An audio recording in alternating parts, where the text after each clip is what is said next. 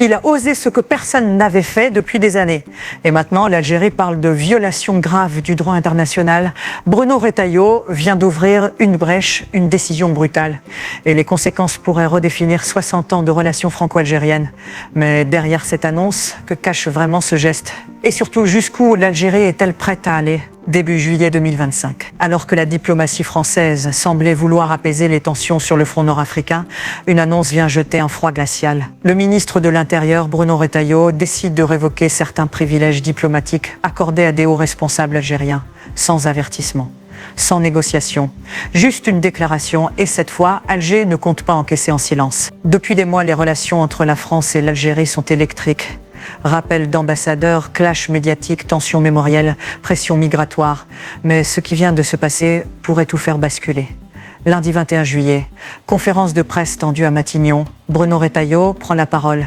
Cette décision, restreindre les facilités offertes à plusieurs dizaines de hauts responsables algériens. Ces facilités, ce sont des accès via PI aux aéroports, des canaux express pour raisons médicales et même la possibilité de transiter par la France sans visa dans certaines situations. Tout ça supprimé brutalement et sans notification officielle. Pourquoi? Retailleau évoque des comportements jugés hostiles de la part de ses responsables, mais sans donner de nom ni de précision. En coulisses, plusieurs sources parlent d'un acte politique délibéré pour rétablir l'autorité de la France face à ce qu'il appelle les provocations répétées d'Alger. Dans les heures qui suivent, la nouvelle s'emballe. Alger, c'est le choc. Le chargé d'affaires français est convoqué d'urgence. Les médias algériens parlent d'une honte diplomatique et surtout, le ministère algérien des Affaires étrangères monte au créneau. Le ton monte rapidement. Alger dénonce une décision prise dans l'opacité totale, sans coordination avec le Quai d'Orsay et en violation des usages diplomatiques reconnus. Mais ce n'est pas tout. L'Algérie accuse directement la France de violation de la Convention de Vienne de 1961, un texte fondamental qui garantit, entre autres, la libre circulation des diplomates et de leurs valises. Et là, c'est la riposte.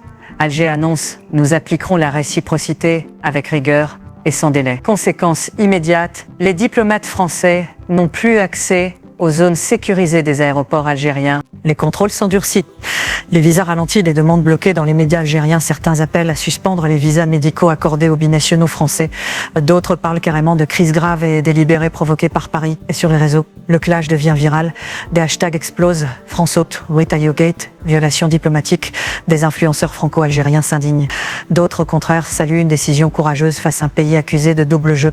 Mais la question plane, et si tout cela n'était que la partie émergée d'un conflit plus large, ce n'est pas juste une brouille. C'est une bataille d'influence, une guerre d'image, une joute stratégique. Et elle remonte loin, très loin. Les relations entre la France et l'Algérie sont parmi les plus chargées de l'histoire diplomatique contemporaine. Colonie pendant 102 ans, guerre d'indépendance.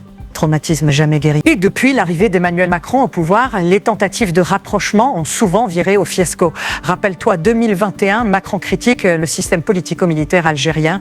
Alger rappelle son ambassadeur. 2022, l'affaire des visas réduits pour pression migratoire. 2023, les accusations d'ingérence française dans les débats politiques algériens. Et maintenant, 2025, Retailleau frappe. Mais pourquoi maintenant? Plusieurs analystes y voient un geste électoral, Retailleau cherchant à renforcer son image de ministre ferme en vue des prochaines échéances. D'autres lisent un message indirect aux pays du Maghreb. La France reprend le contrôle, même avec ses alliés les plus historiques. Et puis il y a l'Afrique, le Sahel, le pétrole, le gaz, des intérêts stratégiques de plus en plus disputés par la Chine, la Russie et la Turquie. L'Algérie se tourne vers Pékin, vers Moscou, vers Doha.